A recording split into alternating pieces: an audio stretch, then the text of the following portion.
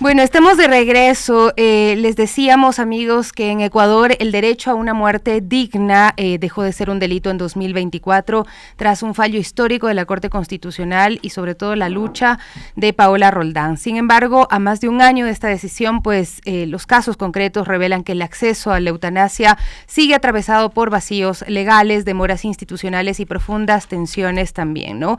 Historias, como lo decía, como la de Paola Roldán, que abrió el camino, aunque ella no logró acceder al procedimiento, o la de Renato Ortuño, que convirtió también su historia en un caso emblemático, evidencian que el país aún no cuenta con un sistema plenamente operativo. Al mismo tiempo, experiencias internacionales como la de Noelia en España muestran cómo incluso una ley vigente hay conflictos judiciales y familiares que pueden poner en disputa un derecho que es profundamente personal. Hoy el debate ya no es si la eutanasia debe existir, sino cómo garantizarla sin vulnerar derechos, sin dilaciones, con enfoque de dignidad humana. Y para analizar este caso, este tema, vamos a conversar ahora mismo con Ramiro Ávila, abogado y ex juez constitucional. Bienvenido, muchas gracias por acompañarnos el día de hoy. Y pues hacíamos un breve resumen de lo que ha pasado en nuestro país. Ecuador despenalizó la eutanasia en 2024, pero aún no tiene una ley, aunque sí un reglamento. ¿Y qué implica jurídicamente vivir en este limbo normativo? Cuando uno mira las razones por las que Paola Roldán peleó por este derecho, una de las cosas que nos llamaron la atención durante ese procedimiento fue la cantidad de personas que sufren de forma severa, de forma insoportable, y que están y saben que están cerca de la muerte. La pregunta que estaba atrás de esta lucha era: ¿hasta dónde es humano sufrir tanto? En el caso de Paola, por ejemplo, los cuidados paliativos a ella no le daban beneficio alguno, digamos. Le calmaban el dolor, pero ella decía que se sentía media torpe y cosas de estas. Y ella tenía muy claro que tenía dos alternativas frente a la muerte: o se moría ahogada, o en un proceso degenerativo lento, doloroso, casi tortuoso, o ella escogía cuándo y cómo morir. Digamos, y yo lo que digo es que en esa época a Paola le escribían tantas personas. Claro. Era impresionante, de todo el país y de las enfermedades que uno no se imagina. Y no solamente son enfermedades, sino lesiones súper graves. Gente que ha estado tropezada, gente que está conectada a un aparato, gente que los paliativos le causan... todo esto pasaba. Ajá. Entonces, cuando uno dice, ok, se logró esta conquista jurídica, lo que tiene que pasar es que la gente pueda tener con seguridad y certeza, saber cómo puede proceder para acceder a este derecho que se reconoció en el Ecuador. Lo mismo pasaba con el caso de Renato Ortuño. Su esposa, Dani Bertero, a quien le mando un saludo, un abrazo fuerte también, después de contarnos cómo fue esa despedida, ¿no? Ella primero lo narró de una forma tan bonita, digámoslo, en el momento en el que ella decía que ella sostuvo su mano, que se miraron, que sonrieron, que tuvieron la oportunidad de despedirse con un amor profundo que siempre tuvieron. Pero también nos contaba que hubo muchísimas personas que seguían llamándole, que le pedían ayuda, como si ella, digamos, como si los familiares de quienes ya pudieron acceder tuvieran la responsabilidad de hacerlo, ¿no? Porque es que no saben a dónde más llegar, dónde más pedir esa asesoría, esa ayuda para poder tramitar sus casos, ¿no? Y ahí, claro, la pregunta es, todas estas personas que usted nos dice son muchas, que nos contaba Daniela, que se abrió en el caso de Paola, ¿a dónde están accediendo? Porque en muchos casos solicitados tampoco hay. Entonces, ahí la Corte Constitucional resolvió tres formas de regulación. Una primera, inmediata, que era cumplir los requisitos, que eran básicos y que creo que siguen siendo importantes. Luego estableció la obligación del Ministerio de Salud de hacer una reglamentación, y después obligó a la Asamblea a que legisle. Ahora estamos en un momento en donde ya hubo un primer debate, y entiendo que el día de hoy, justo el día de hoy, están discutiendo ya el informe para el segundo debate. Yo leí el proyecto de ley y también he leído el reglamento del Ministerio de Salud Pública, y me parece que cuando uno habla de derechos, el sistema jurídico puede hacer dos cosas. La una es facilitar y dar los procedimientos y las regulaciones para garantizar el ejercicio del derecho, y la otra es establecer restricciones y requisitos de tal modo que se haga imposible el derecho. A mí me da la impresión de que el reglamento del Ministerio de Salud Pública y la ley, que me parece maravilloso que ya estén discutiendo, y eso hay que destacar, me parece que están estableciendo todo un procedimiento engorroso que hace que sea tan difícil para las personas que están en situaciones de eutanasia, están sobreviviendo. No es que uno puede hacer cola, hacer fila, esperar que se reúna un comité. Por ejemplo, el proyecto de ley tiene 2 comités. Uno local y luego uno nacional, uno de 5 miembros, otro de 7 miembros. Yo no quisiera pasar por esto de estar con unos dolores horrorosos y ver que un miembro del comité no pudo asistir porque y se posterga. No entiendo esto. Y la otra es que hay un montón de requisitos que hacen exacto. Lo que termina siendo es que haya personas que sí puedan acceder, que su voluntad sea decidirse por la eutanasia, pero puedan acceder, y otras que no. En el caso de Renato Ortuño fueron 2 meses y medio, no fue tan largo el tiempo, él mismo, aunque estaba ya en momentos desesperados y siempre estaban presionando, como que el caso se hizo mediático, ¿no? Pero eso me parece que es lo triste. Si no se hace mediático, no generas la sensibilidad ni la empatía de los medios, ni tampoco de las organizaciones, y así no tiene que ser. A ese tiempo había 3 casos más solicitados y se murieron esperando un informe o un documento del IES, ¿no? Entonces, ahora los requisitos que están planteando, que sea la enfermedad incurable, el dolor insoportable, consentimiento libre, evaluación psicológica y la exigencia de ser ecuatoriano residente. Bueno, de estos requisitos, ¿cuáles son los que podrían poner trabas y podrían hacer ese camino aún más tortuoso para las personas? A mí me parece que algunos, por ejemplo, está poniendo algunos requisitos que no estableció la Corte. Por ejemplo, el dolor tiene que ser solo físico. Está diciendo esto, por ejemplo. La otra es que tiene que estar el pronóstico fatal próximo o a plazo breve. Eso tampoco es correcto. Y la otra cosa es que el dolor tiene que ser evaluado por un médico externo. Y esta es una discusión que la hubo en la Corte, esta idea de quién es el que evalúa cuál es el dolor insufrible. Un médico puede objetivamente decir, esta es enfermedad, cáncer, fase 4. Ya, esto está bien, eso se puede hacer objetivamente. Esta persona tiene dependencia y no tiene autonomía, eso se puede establecer médicamente, pero el dolor, los umbrales de dolor son diferentes. Entonces, yo considero que, por ejemplo, el requisito para la voluntad y para el dolor tiene que ser esa declaración juramentada ante un notario. ¿Quién es el que verifica la veracidad de esto?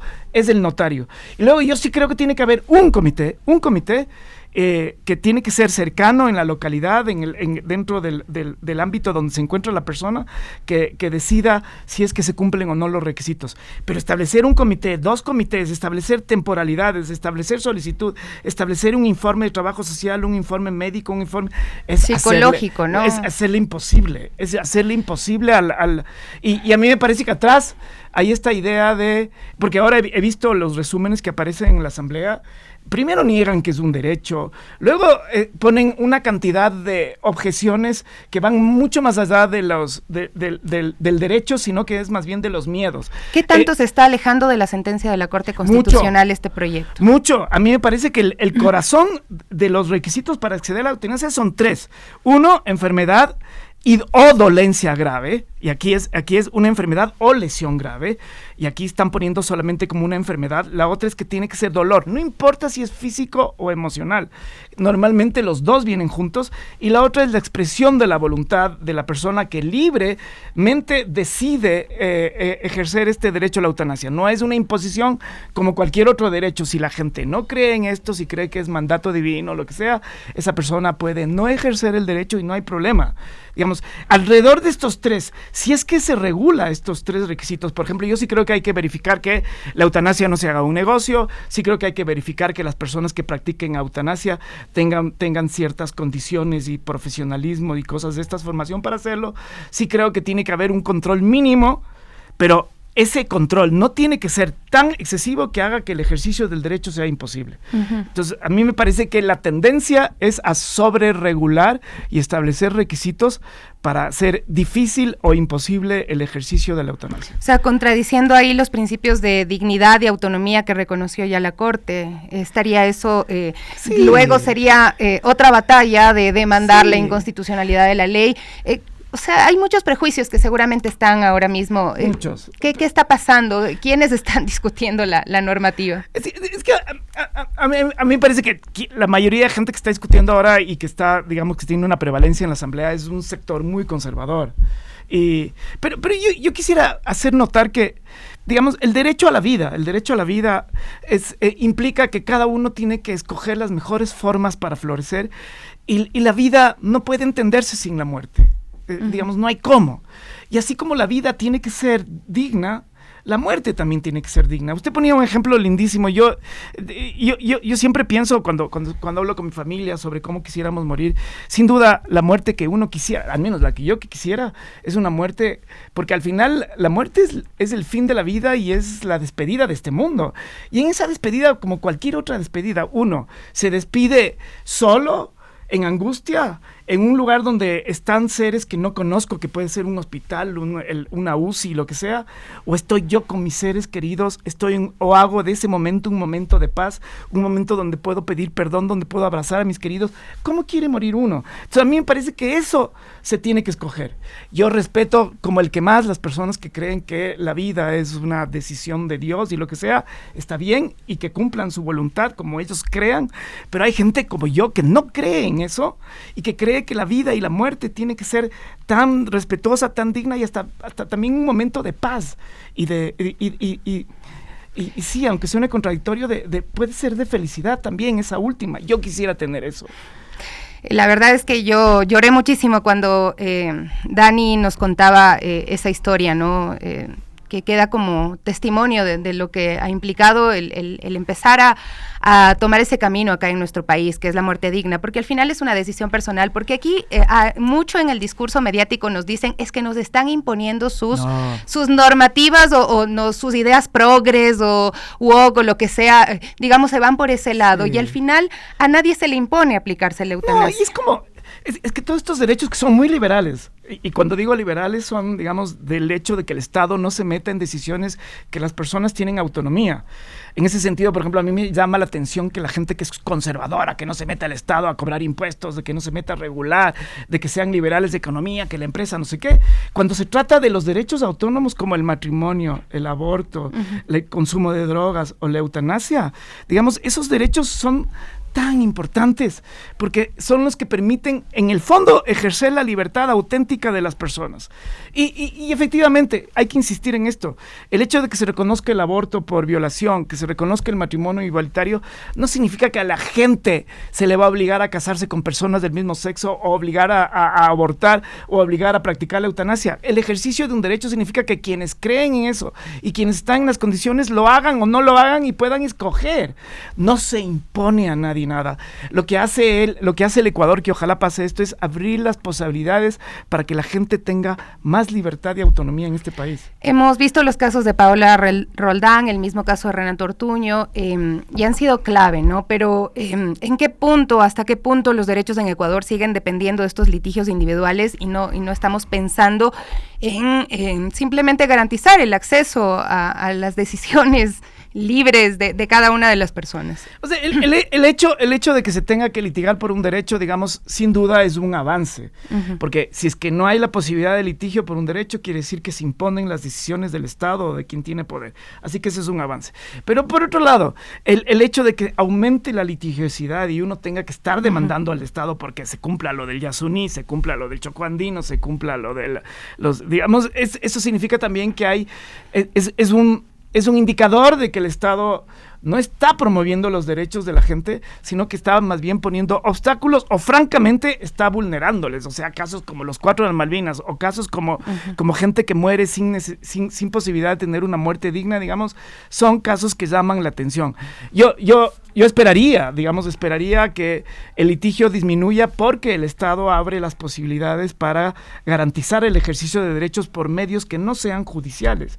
Pero lastimosamente me da la impresión de que en el Ecuador a veces no queda otra más que o pelear en juicios o pelear en la calle, digamos. Esto es lo que siento que está pasando en el país. Bueno, vemos en el caso de la eutanasia lo que ocurrió recientemente en España con el tema del caso de Noelia, ¿no? Una joven que intentó suicidarse después de haber sido agredida sexualmente y haber tenido un sufrimiento profundo, ese sufrimiento que no es físico, sino que es de ese dolor de haber vivido un trauma tan profundo, ¿no?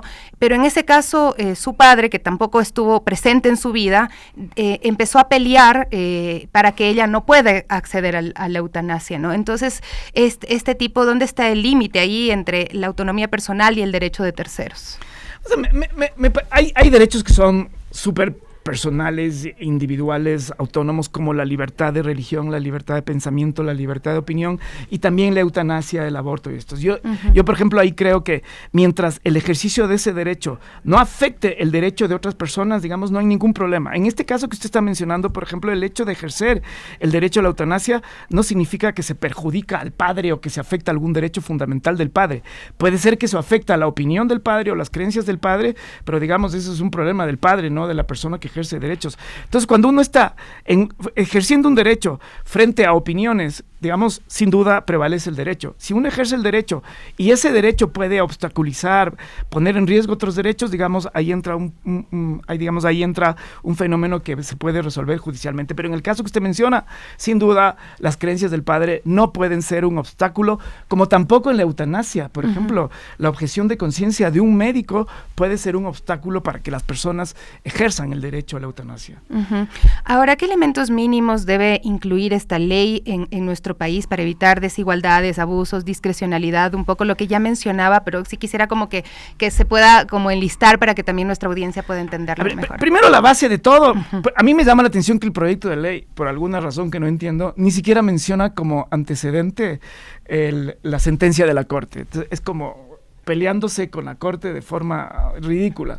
Debería estar el antecedente, y además está cumpliendo una obligación que le mandó la Corte. El antecedente fundamental es de esta sentencia en donde se reconoció la eutanasia a Paola Roldán. La primera cosa.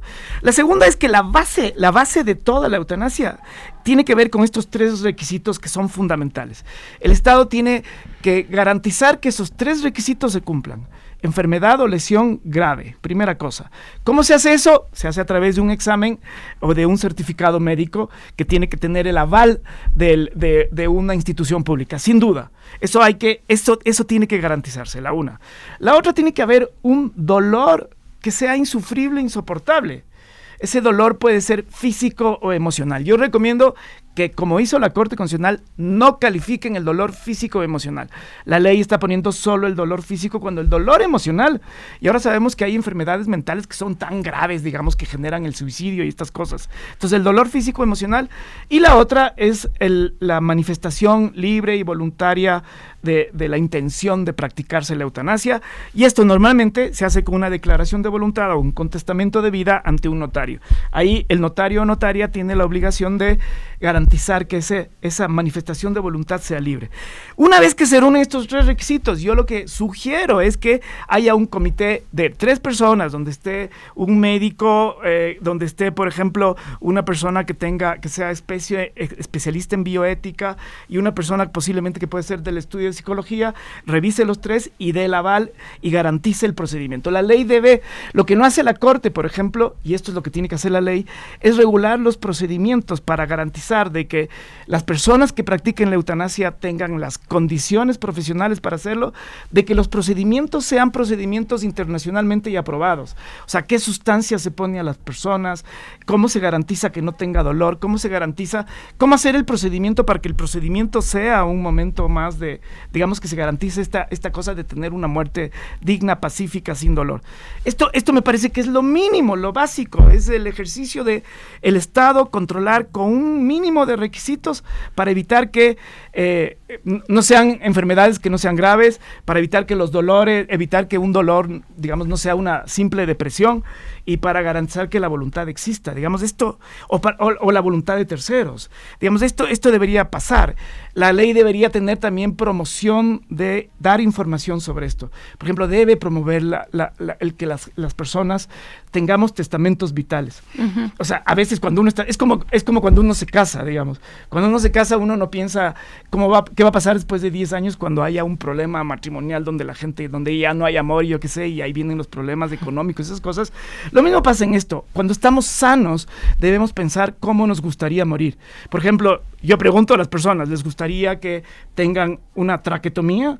¿Les gustaría que les resuciten? ¿Les gustaría estar clavado en una máquina? Digamos, todas estas cosas son preguntas que uno tiene que hacerse. Y eso debería, por ejemplo, estar también en la ley. Porque en el caso, en algunos casos, el mismo de Paola, el mismo de Renato, ellos pudieron decidir por ellos, pero claro, si no hubiesen podido hacerlo, tendrían que haber dejado un testamento vital. Claro, un testamento vital o estas cosas que a veces uno conversa en la sobremesa y que un tercero sepa y testifique qué es lo que la persona quería. Por ejemplo, a mí no me gustaría tener vida artificial. A mí me gustaría vivir con dignidad 4 meses antes que estar con una quimioterapia durante 1 año para morir después de exhausto, sin pelo, hecho pedazos. O sea, digamos, todas estas cosas uno tiene que escoger. La ley, por ejemplo, debería garantizar que se le dé toda la información al paciente para que sepa valorar. Hay muchas cosas que pasan en la vida real y una de esas tiene que ver con los intereses de empresas privadas, de clínicas, de farmacéuticas para prolongar innecesariamente la vida. Entonces, el negocio no solamente puede ser en practicar la eutanasia, como dicen en la asamblea ahora, sino también en prolongar la vida innecesariamente y dar tratamientos que son inocuos. Y eso también es súper cruel porque en el caso de Paola, por ejemplo, en el caso de Paola, una de las cosas que ella tenía unas iras, pero grandísimas, ella decía que fue objeto de experimentación por un lado y por otro lado objeto de consumo de muchas empresas y de servicios médicos. O sea, ella se hizo todo lo que se puede imaginar, aunque los médicos sabían que no todo funcionaba. Digamos, esto tiene que prevenir la ley. Y en el caso de Renato también, porque ellos estuvieron 2 años y fueron a Colombia, fueron a Cuenca, fueron a México, porque les ofrecieron alternativas, les dijeron que sí, iba a recuperar algo de movilidad, que iba a mover, y era imposible. Él tenía una lesión muy, muy grave y obviamente no podía, pero hicieron todo. Entonces, dentro de todo, como nos contaba Renato en su momento y Daniela luego, pues ellos se quedaron como tranquilos, o como que Renato accedió a darle como esa posibilidad a su familia, ¿no? Para que no sientan como que no hizo todo lo posible por recuperarse. Y una cosa no menor, yo conozco casos cercanos de gente que por estar en cuidados intensivos, todo el patrimonio de su vida se gasta en los hospitales los últimos 3 meses de la vida. Y luego, no solamente que no tuvieron calidad de vida, ni la persona, ni los familiares, sino que perdieron el patrimonio. Digo, esto, por ejemplo... O las familias se quedaron endeudadas. Pues yo digo, por Dios, no solo hay que pensar en la lógica del bienestar, sino también todo lo que está alrededor de esto. Hay quienes hablan de cuidados paliativos como una alternativa, ¿no? Y le puede servir a algunas personas. Es que no creo que sea alternativa, es siempre complementario. El cuidado paliativo tiene que existir desde el momento que a una persona le diagnostican con una enfermedad grave o catastrófica o está con una lesión. Tiene que ver desde el momento 1. Hay una confusión de que los paliativos solo llegan al final de la vida. No es así.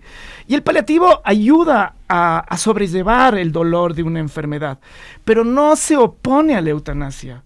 Van de la manito. A mí, yo siento que en los debates parlamentarios la mayoría de gente habla de que tiene que haber un cuidado paliativo primordial primero y subsidiariamente la eutanasia. Y no, es de la mano. Y uno sabe, por ejemplo, yo he visto casos de gente, la misma Paola. La Paola no soportaba el opio. ¿Cómo se llama el opio? Estos componentes que tienen opio, No, ahí sí me tomó la lección. Que tienen opioides, que es para el dolor.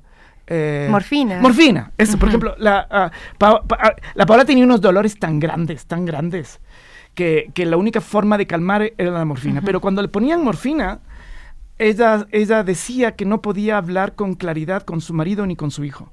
Entonces ella prefería aguantar el dolor a perder la lucidez mental. Digamos, todo esto es la complejidad. Entonces, ustedes le pueden decir a Paola, aguanta pero ella decía, no quiero esto. Yo quiero ser lúcida hasta el último momento de mi vida y quiero, yo qué sé. Entonces, la complejidad de esto, digamos, y hay que respetar la forma como evoluciona y como trata la persona su enfermedad. Yo siempre digo cuando estamos hablando de derechos que nuestras opiniones al final del día no deberían importar nada. La única opinión que debería importar son de las personas que están enfrentando ese dolor. Exactamente. Pero es difícil explicarlo es difícil establecer el debate desde las historias y desde de nosotros la sanos gente. y sanas. Así es. Entonces, yo solamente para finalizar, porque ya me pasé un montón de tiempo, ¿qué recomendaciones o cómo invitaría a plantear la discusión del tema también en este debate que luego se da en las redes sociales, que luego se da en la casa, en las familias, para mantener primero el respeto, ¿no?, ante las posiciones que puedan haber al tema? Yo siempre he creído, siempre he creído, y esto es un principio básico de democracia, que hay que escuchar a las personas que van a ser beneficiadas o perjudicadas antes de tomar decisiones. Usted va a ver, ahorita en la asamblea están desfilando curas, evangelistas, expertos en bioética, un montón de gente religiosa, pro vida, gente con prejuicios y no sé qué. Ojalá escuchen a las personas que están en sus últimos días para que se den cuenta la dimensión del derecho que están regulando o restringiendo. Hay que escuchar a la gente a la que se va a beneficiar o se va a perjudicar. Esto me parece que es básico. Y cuando uno escucha, al menos en mi experiencia personal, es que por Dios tienen que garantizar y hacer que este derecho sea viable y que los procedimientos sean accesibles a personas que están en sus últimos días de la vida. Muchísimas gracias por acompañarnos del día de hoy, Ramiro Ávila, abogado ex juez constitucional. En este tema que bien lo planteamos, debería girar en torno a las necesidades urgentes de las personas que están sufriendo en este momento con alguna dolencia de este tipo. 9:45, tiempo de una pausa y volvemos enseguida con... Bueno, está con nosotros Gaby Cruz, hemos venido gemelas el día de hoy. Últimamente estamos ahí en match de colores, ahí todo el equipo, no solo nosotras, no lo crean, por ahí también nos vemos ahí, con Coralito por ahí también estábamos, casi que de la misma tonalidad. Bueno, amigos, gracias por sus comentarios, por seguir el tema que abordamos el día de hoy en torno a la eutanasia. Acá nos han enviado algunos comentarios, nos dicen, en Bélgica me parece que sí hay un negocio porque van personas adultas mayores, entiendo, de todo el mundo a someterse a la eutanasia, y tienen la posibilidad de pagar grandes sumas de dinero, es lo que dicen, ¿no? Y es un poco lo que abordaba también Ramiro, decía que eso pues sí debe tomarse en cuenta. María Eugenia Müller nos dice, en el país obviamente hay la voluntad anticipada que puede hacerse ante notario, que es de ese testamento vital, del cual también estábamos hablando, Gaby. Así es, y bueno, también les invitamos a seguir votando en nuestra pregunta del día.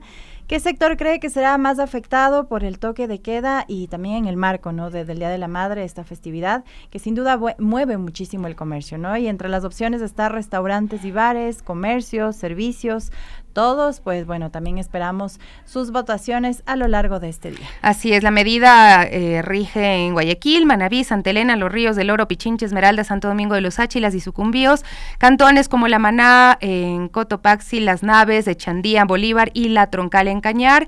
El toque de queda estará vigente desde el 3 de mayo hasta el 18 de mayo, desde las 23 horas hasta las 5 de la madrugada, así que para que tomen en cuenta, también declaraciones de las autoridades, dijo que no habrán estos salvoconductos, ¿no?, solo para casos excepcionales, así que a tomar en cuenta esto, evitar también cualquier inconveniente. Bueno, contarles que se viene el Canta Pichincha, la música tradicional ecuatoriana vive y hoy quiere escucharte a ti. Pues llega Canta Pichincha, este concurso para aficionados que celebra nuestras raíces, nuestra identidad, nuestras voces, así que si ustedes llevan en el alma un pasillo, un yarabí, un albazo, todo seguramente, este es su momento, inscríbanse hasta el 3 de mayo al 0998 319-100, les repito, el 0998-319-100, Canta Pichincha, y esto también es con el apoyo de Casa del Marqués. Así es, y ustedes como la Gaby para nosotros, pues venga, inscríbase, porque nosotros siempre le decimos, Gaby, cántanos algo, cántanos algo. Por ahí Coralito también me puso a prueba estos días, justamente para promocionar este Canta Pichincha, así que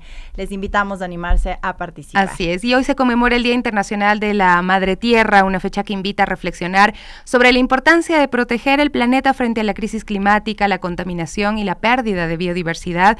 Expertos y organizaciones hacen un llamado urgente a adoptar hábitos sostenibles y exigir acciones concretas para garantizar un futuro saludable para las próximas generaciones. Y bueno, esperemos que así sea desde nuestros hogares también, ¿no?, a contribuir con lo poquito que se pueda, cuidar la luz, cuidar el agua, reciclar, así que cualquier granito de arena realmente es muy importante para nuestro planeta. Y pobladores de la comunidad ancestral de Salango, provincia de Manabí, mantienen resistencia pacífica por el cierre del acceso a Playa Los Ostionales. Denuncian vulneración de derechos colectivos y falta de intervención estatal. INRED pidió acciones a la Defensoría, sin embargo, no han obtenido una respuesta, y esto es parte de cuidar la tierra. Los defensores de la tierra también deben ser cuidados. Así es, y bueno, y ahora queremos dar paso también a nuestro reporte en vivo. Reportes en vivo.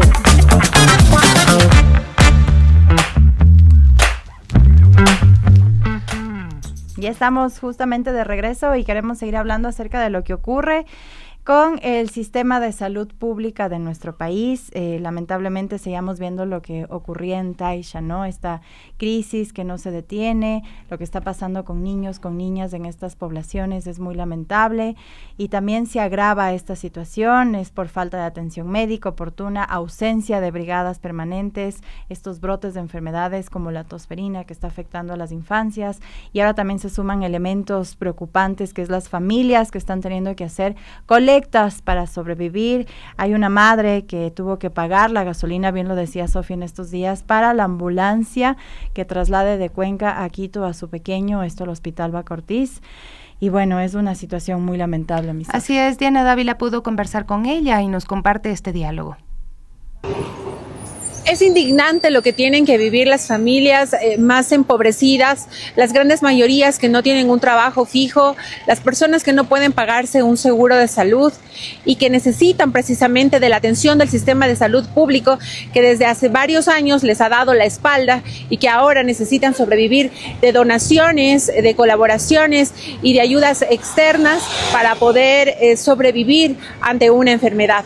Este es el caso de Jessica Chuma y su pequeño hijo de 2 años que llegaron precisamente aquí al Hospital Baca Ortiz a la madrugada de este lunes, luego de que fue transferido el pequeño desde el Hospital Vicente Corral Moscoso. Pero ¿cómo fue este traslado? Este traslado realmente tuvo muchos problemas, puesto que a Jessica le pidieron que pague la gasolina de la ambulancia. Caso contrario, el niño no podía ser referido a este hospital para recibir hemodiálisis que necesita para salvar su vida.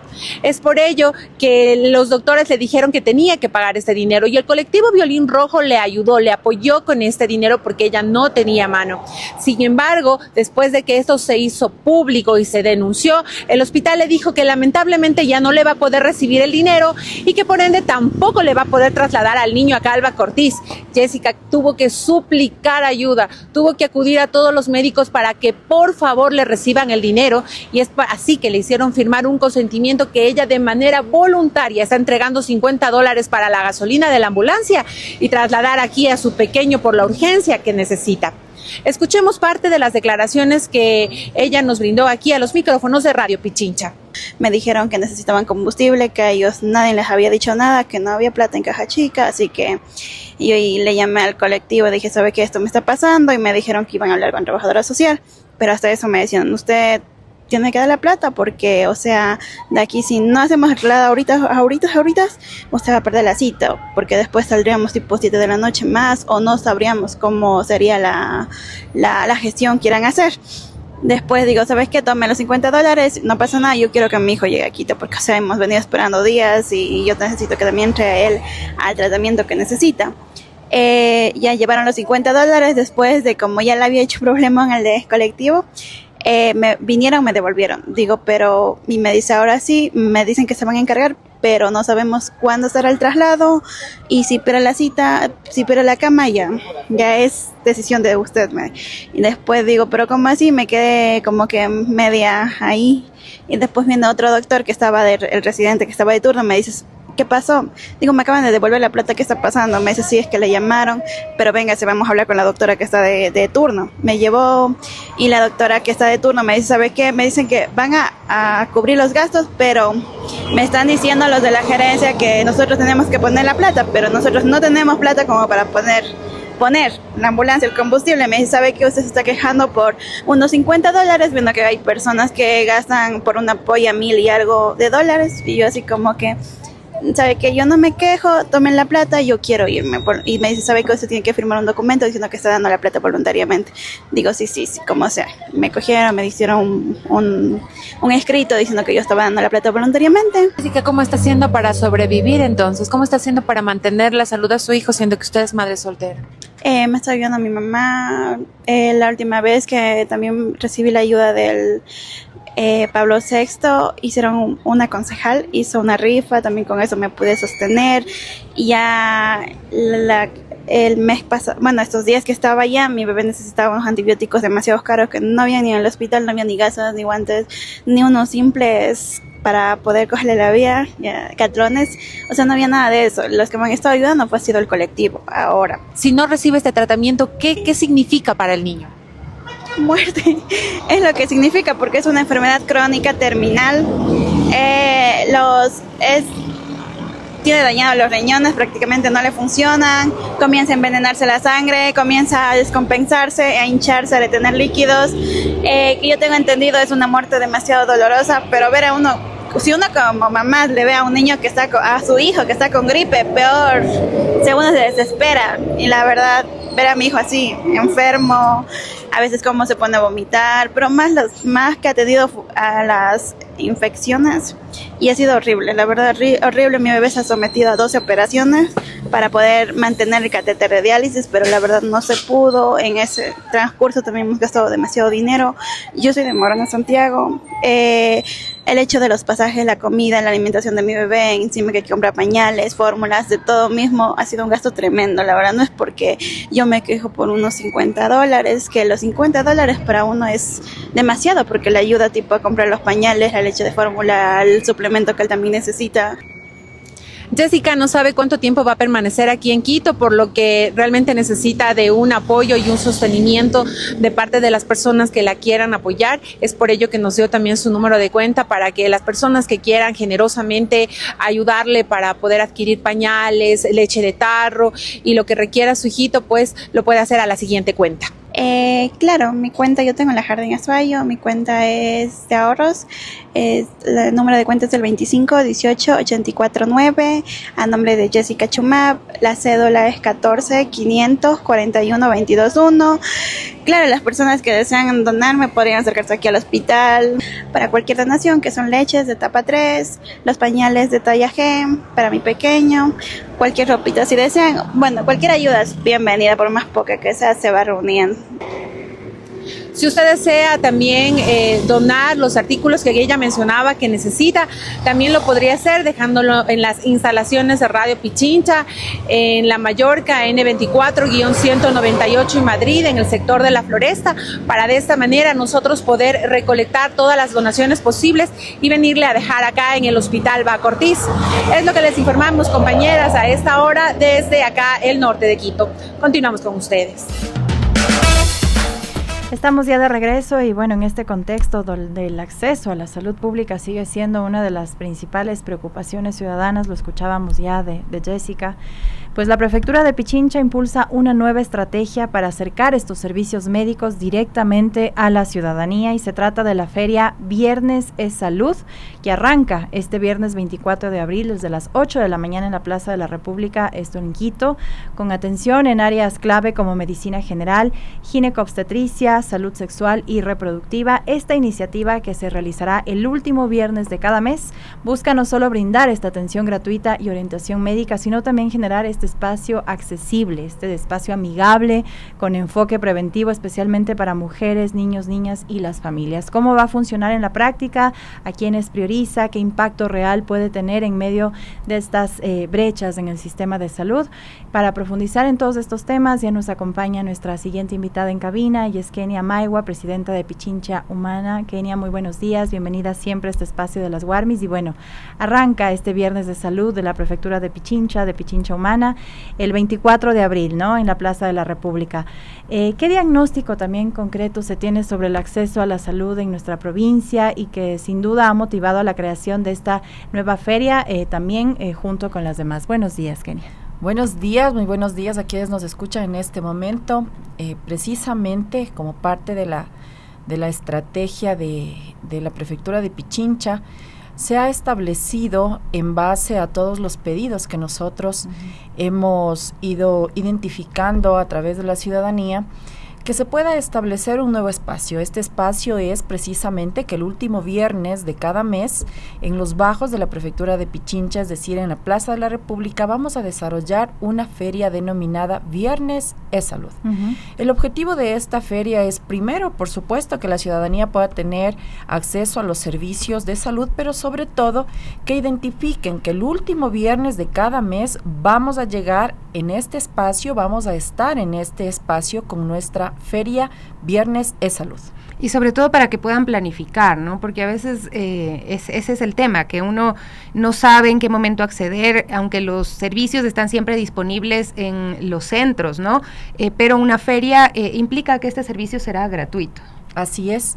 El contexto de nuestras ferias de salud es completamente gratis. Nosotros generamos ferias regulares que van de miércoles a domingo y que estas pues se desarrollan a nivel de toda la provincia de Pichincha. Adicionalmente manejamos también nuestras megaferias, que son muy conocidas, han sido institucionalizadas. Dentro de las más relevantes pues tenemos la feria para la prevención del cáncer de mama, por la violencia, entre otras ferias que se han institucionalizado, como les menciono, y que la ciudadanía espera que se vuelvan y que se repitan. En este contexto, pues también se ha identificado este nuevo espacio, es decir, vamos a continuar en la misma lógica con la realización de nuestras ferias y este es un nuevo espacio de atención para la ciudadanía. Así es. Y bueno, ¿y qué servicios gratuitos se va a ofrecer en esta feria? Vamos a estar nosotros con traumatología, ginecología, odontología, vamos a estar también con optometría, se va a aplicar también una medición de la glucosa, vamos a estar también con lo que es imagenología, con lo que es rayos X, siempre primero pues contando con el diagnóstico correspondiente de nuestro especialista. ¿Esto estará disponible en las ferias? Esto estará disponible este día viernes en esta feria. Ajá, en la que es una vez cada mes. Una vez cada mes, exacto. Adicionalmente mencionarles que siempre en todas nuestras ferias nosotros llegamos con nuestro programa de salud sexual y reproductiva, en donde hacemos la entrega de los métodos anticonceptivos completamente gratuitos, hacemos incluso la colocación de los implantes. ¿Qué es lo que nosotros hemos buscado a través de los distintos programas, a través de los distintos proyectos que la Prefectura de Pichincha ha generado dentro del tema de salud? Avanzar, continuar, porque ya hemos pasado nosotros por la etapa de prevención, por la etapa de concientización y hoy estamos llegando a nuestros pacientes con la entrega directa de nuestros métodos anticonceptivos, la aplicación de los mismos. Y pues esto de alguna manera a nosotros nos garantiza que el circuito, que la atención médica integral se vaya cumpliendo de manera específica en nuestras ferias de salud. Y luego, ¿cómo se coordina con el sistema de salud público si una persona requiere seguimiento o tratamiento? ¿Qué ruta se debe seguir? Depende. Cuando los casos son realmente muy graves, buscamos la manera de poder referirlos. Sin embargo, cuando existe una dolencia que nosotras la podemos tratar, que la podemos manejar, pues lo que hacemos es referir al centro de salud más cercano, con el especialista correspondiente, a fin de que se realice el seguimiento hasta que el paciente se encuentre en las mejores condiciones. ¿Dentro del mismo circuito de Pichincha Humana o ya saliendo al sistema de salud? No, dentro del circuito de Pichincha Humana. Solo cuando existe una enfermedad que realmente no la podamos atender, que sea grave, que requiera otro tipo de tratamiento, buscamos la manera de referirlos. Pero cuando son enfermedades, son dolencias que se las puede manejar, que se las puede tratar dentro de nuestros centros de salud, pues lo manejamos de esa forma. Y bueno, Kenia, para que también quede claro para la ciudadanía que nos escucha, esta feria se va a realizar el último viernes de cada mes, pero esto no interfiere también con las ferias que tienen esta cobertura en otros cantones, en otras parroquias de la provincia. Así es, no tiene ninguna interferencia. Como les mencionaba, este es un nuevo espacio que la Prefectura de Pichincha ha establecido como una estrategia más dentro de tratar de garantizar el acceso a los servicios de salud por parte de la ciudadanía.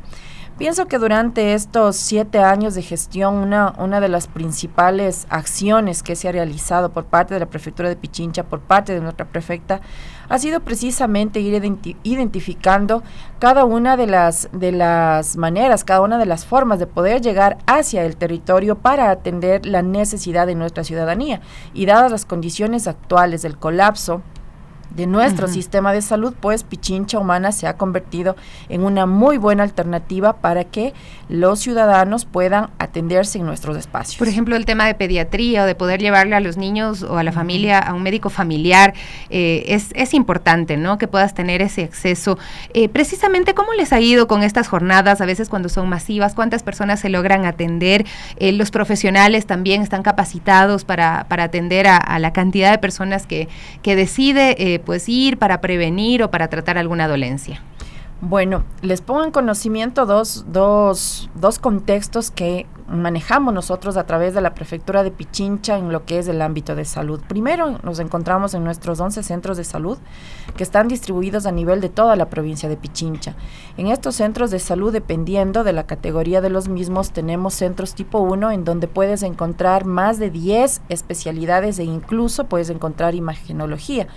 Un ejemplo de esto, les cito lo que es nuestro centro de salud de Calderón. Es uno de nuestros centros de salud más completos, en donde actualmente incluso estamos promocionando mucho lo que es nuestro examen, la mamografía. Le tratamos de, en este tiempo, pues, promocionar la importancia de que se pueda aplicar, de que se puedan realizar este examen. ¿Y cómo lo hacemos? A través de nuestro programa de atención médica, de asistencia médica para nuestras mujeres. Por ti, mujer. Que tan solo con la cancelación de $5 puedes tener el acceso a lo que es atención ginecológica, atención médica general, un papá Nicolau, una mamografía y exámenes elementales de laboratorio.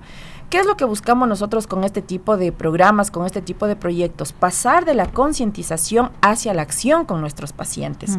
Les mencionaba, uno de estos centros de salud pues, es precisamente Calderón. Encontramos una consulta médica general en $4, una consulta médica especializada en $8.50.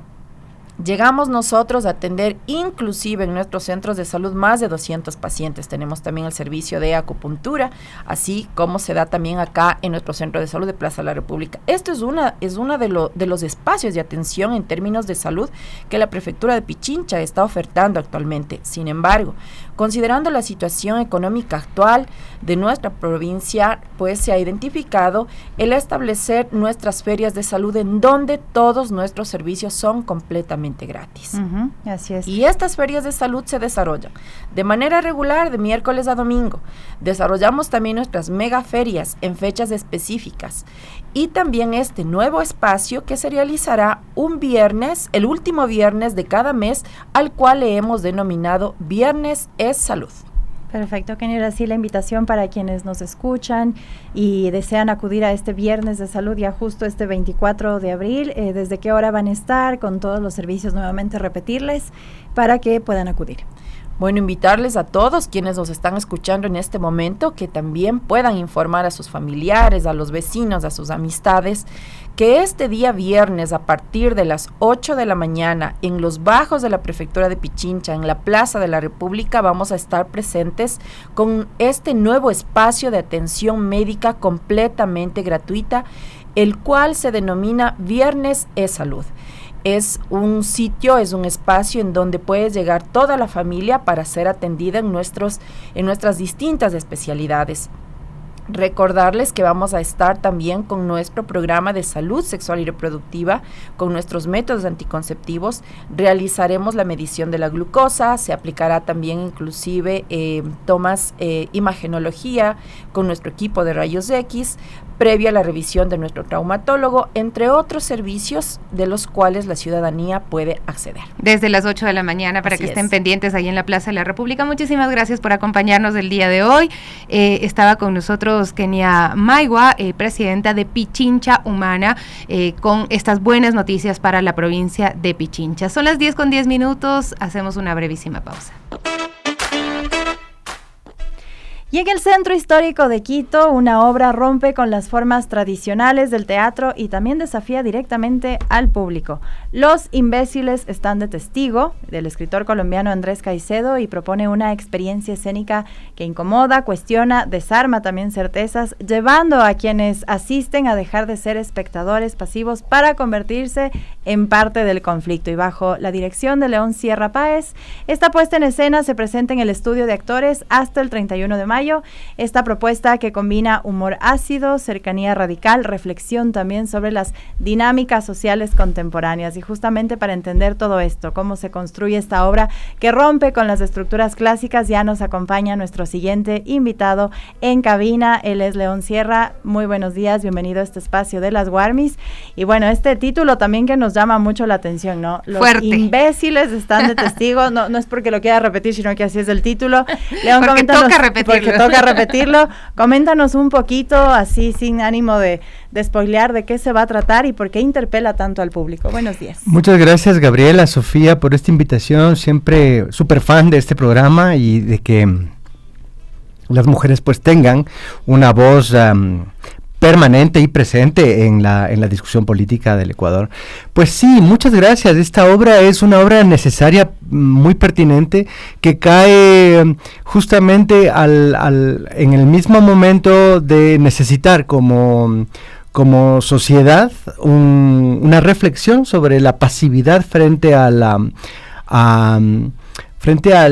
explotación, frente a la alienación política que vivimos, y al mismo tiempo cae en un momento muy singular de ambos actores, que son exalumnos del estudio, que ambos leyeron la obra por su lado y ambos cayeron enamorados de este texto y desearon hacer este texto y me pidieron una dirección, entonces por eso estamos aquí. Bueno, decías de este momento específico que vive el mundo. Ayer leía el informe de Amnistía Internacional Global y decía el mundo está cada vez más autoritario y planteaba que en Ecuador pues esa tendencia se está siguiendo, así como que tuviera fanáticos en nuestros países, y precisamente en este momento específico del país, del mundo, los imbéciles están de testigo.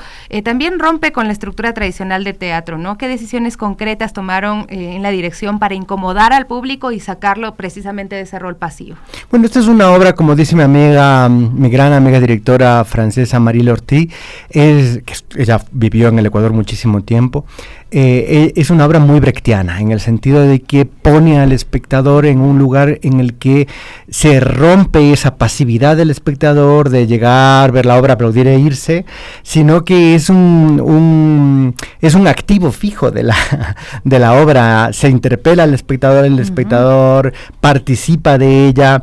Pero claro, desde una tradición de la modernidad, tampoco crean que les invitamos a bailar ni nada por el estilo. Pero alguien se les ha parado y se ha ido así, como que se incomodó tanto que se fue. Ojalá, pero todavía no. Ojalá fuera así, porque muchas veces asistimos al teatro, asistimos a la iglesia, asistimos a las invitaciones sociales, asistimos a las votaciones sin decir nada, y votamos y participamos cuando no queremos hacerlo. Entonces, yo por eso no voy a misa, porque si fuera me pararía y dijera Palestina libre, y me votan. Claro. Bueno, depende del cura, ¿eh? Hay curas que sí son pro-palestinos. Así es, y bueno, sabemos que esta obra dialoga también con las problemáticas actuales, ya lo mencionábamos, la violencia, desigualdad, la indiferencia social, y hablando desde este enfoque también de derechos humanos, ¿qué preguntas también ustedes buscan abrir a través de la obra en el público y también interpelar esta responsabilidad que tenemos como sociedad frente a lo que estamos viendo y lo que callamos también? Mira, esta obra fue escrita en el 67, 10 años antes de que el propio Caicedo se quitase la vida. Caicedo tendría en este momento 75 años, pero decidió que este mundo era demasiado. Y escribió esta obra en un Cali del mediados de los 60, un Cali que estaba pronto a convertirse en lo que finalmente Colombia fue, ¿no? Y que es más o menos un momento muy similar al que estamos viviendo aquí. Es decir, quizá aquí ya estamos deviniendo en ese lugar violento del capitalismo necrófilo, como dice Natalia Sierra, pero que, bueno, pues esta obra interpelaba a los jóvenes por su pasividad, ¿no? Y es increíble porque nosotros no hicimos un trabajo conceptual sobre la obra, no quisimos hablar sobre la pasividad. Sin embargo, la obra habla de eso. Finalmente nosotros lo que hicimos es poner un objeto audiovisual donde recogíamos un montón de imágenes de la contemporaneidad, desde la celebración de esa mujer pobre en el suburbio de Guayaquil por la ganancia de Daniel Noboa arrastrándose en el lodo con ese cartón, hasta las imágenes devastadoras de Gaza, pasando por Minnesota y el encierro y captura y tortura de migrantes. Entonces, eso es lo que queremos hacer, intentar utilizar un espejo desde el momento ecuatoriano para ver cómo la historia nos ha enseñado que ya ha ocurrido esto y que la gente, si no reacciona, pues le pueden pasar cosas muy fuertes. Bueno, me llama la atención incluso el tema de las entradas. Hay una categoría de entrada que es para trabajadores precarizados, ¿no? Bueno, cuéntanos qué motivó un poco esta decisión y qué lectura hacen también sobre el acceso al teatro como un derecho cultural. Claro. Mira, muchas gracias por esta pregunta porque nunca casi la topamos. Tenemos una constitución que ventajosamente garantiza el ejercicio de los derechos culturales. Tenemos una ley orgánica de cultura que se promulgó para eso y no tenemos instituciones públicas que puedan tener un programa de públicos, por ejemplo, para esto. Tenemos que reconocer que hay una precarización laboral y donde primero tenemos que reconocer, hemos pensado en el estudio de actores, es entre nuestros compañeros de artistas. Generalmente nuestros compañeros de artistas no vienen a vernos o no vamos a ver a los otros compañeros porque pagar 15, 20, 35 dólares de una entrada, depende del sitio al que vayas, a veces para nosotros es imposible, porque trabajamos una vez al año, 2 veces al año, y tenemos que sobrevivir. Con lo cual nosotros abrimos un programa de públicos para que pues el trabajo sea remunerado como dice la Constitución, pero que todos los bolsillos puedan acceder a esta cosa maravillosa que decía Lacan, que es la sublimación del trauma, ¿no? O sea, entrar a que el arte nos remueva la existencia y podamos crear esta comunión con la gente y podamos hacerlo. Entonces, hay una entrada son estudiantes de la Central, de la Universidad Central de Artes, y trabajadores precarizados. A veces el otro día me decían, ¿y cómo hago para tener la entrada de precarizado? ¿Tengo un carnet o algo por el estilo? No, simplemente te acercas a la taquilla y dices, por favor, dame una entrada para trabajador precarizado y te la damos. Son $4, que es un mínimo que cobramos por estar encima del escenario. Pero hay un programa de públicos para tercera edad, discapacidad, pago adelantado, pago en taquilla, es decir, no hay excusa para no ver teatro. Así es. Y bueno, ahora sí, la invitación final a quienes nos escuchan, que asistan también al teatro y vean esta obra también. Pues muchas gracias, estamos hasta el 31 de mayo en el estudio de actores en la Manabí entre Benalcázar y Cuenca, con un par de artistas prodigiosos que son Juan Sebastián Ruales y Felipe Cucalón haciendo Los imbéciles están de testigos. No te quedes como imbécil sin ser testigo. Ven al teatro y mira qué es lo que ocurre en el estudio de actores. Muchas gracias. Hasta el 31 de mayo, entonces, ahí estaremos. Tenemos que ir, hay que consumir el Teatro Nacional, siempre lo decimos, lo recomendamos muchísimo y más aún cuando hay esta posibilidad de ser interpelados desde los actores que estarán en esta obra. 10:20, bueno, antes de despedirnos tenemos que conectarnos con Dianita. Así es, comentarles que el personal médico, de enfermería, auxiliares y hasta pacientes del hospital Pablo Arturo Suárez realizaron un plantón para exigir atención por parte del gobierno nacional y denuncian falta de personal de salud, de medicamentos y bueno, esta es la realidad que tenemos. Dianita, coméntanos más. Muy buenos días. Un saludo cordial a nuestros amigos que están en la señal de Radio Pichincha. Nos encontramos en este momento en el Hospital Pablo Arturo Suárez, donde tanto médicos, enfermeras, personal de salud, auxiliares, personal de limpieza, pacientes, el presidente de la Federación Médica Ecuatoriana, Santiago Carrasco, se han unido en protesta debido a la crisis que está sintiéndose en todos los hospitales, no únicamente aquí. Pero la diferencia aquí en esta unidad de salud es que finalmente realmente los profesionales de salud le perdieron el miedo al gobierno y en esta ocasión con firmeza han pedido que se invierta, que se dé el dinero necesario, que se abastezca de medicación, pues aquí ni siquiera tendrían para un paracetamol para poder atender a los pacientes. Y en este sentido, por ejemplo, el doctor Juan Barriga, que es un médico traumatólogo de este hospital, mencionó que mientras el hospital no tiene para atender, aquí el número de farmacias ha aumentado y no sé si incluso Ivancito nos puede ayudar un poco visibilizando precisamente las farmacias que están en los alrededores, pues como ustedes pueden observar, la mayoría de pacientes tiene que salir para comprar su medicación y ser atendidos tanto en emergencias como también en sus citas con los médicos especialistas, porque no tienen para absolutamente nada, ni siquiera para gasas, peor para los pacientes que están ingresados. Ellos también, para ser atendidos, necesitan que sus familiares salgan a estas farmacias para poder comprar la medicación. Vamos a escuchar las declaraciones de todas las personas que hablaron aquí y que están totalmente indignadas. Estamos indignados, ya no damos más. El ministro debería estar aquí, el ministro nombrado debería estar acá y dar la cara de lo que está pasando en la salud. Ya vemos los pacientes aquí, nos acaba de decir, pacientes de trauma que necesitan inmediata atención médica y resolución. Y el doctor no puede porque no tienen nada para poder trabajar. Basta ya. ¿Cuál es la lista de espera en cirugía? La lista de espera. Mire, la lista de espera de pacientes en lista de espera, los pacientes en lista de espera son más de 1,000. ¿Y sabe qué? Los médicos, nosotros tenemos que llamarles por teléfono a los pacientes de nuestro teléfono cada mes para actualizar la lista. Eso para empezar. Pero lo más grave es que tenemos pacientes en lista de espera de emergencias. Y lo más grave todavía, que los pacientes en lista de espera compraron las cosas.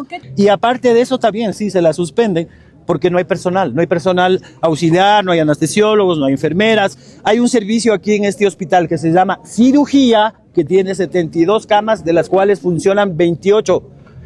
El resto están vacías. No tienen camas porque no tienen personal, porque no hay enfermeras y porque no les dan quirófano, pero sin embargo nos damos el lujo de transferirlos o llevarlos a otro lado. Y ayer ya se complicó y ayer ya se agravó la situación. ¿Cuánto personal médico se despidió de aquí? De lo que yo sé, yo tengo una lista de que vi 10 médicos y una persona del área administrativa. Tengo 35 años en el Hospital Pablo Arturo Suárez, soy auxiliar de enfermería. Lo único que debe saber el presidente es que este hospital se está muriendo poco a poco. De 34 camas que eran de cirugía tenemos 14 y encima de eso no tenemos insumos, medicación, no tenemos nada para trabajar. Imagínense, en este hospital no hay insulina, no tenemos para nada, no tenemos los pacientes que vienen, los 14 pacientes que tenemos tienen que ir a comprar a la farmacia. Esa es la realidad. Tienen que irse a la farmacia porque no hay. Lo que sí ha aumentado en este hospital, si ustedes miran en toda la cuadra, son las farmacias. Así es. Eso sí ha aumentado para que los pacientes vayan a comprar. Me llamo Raúl Barrio Nuevo.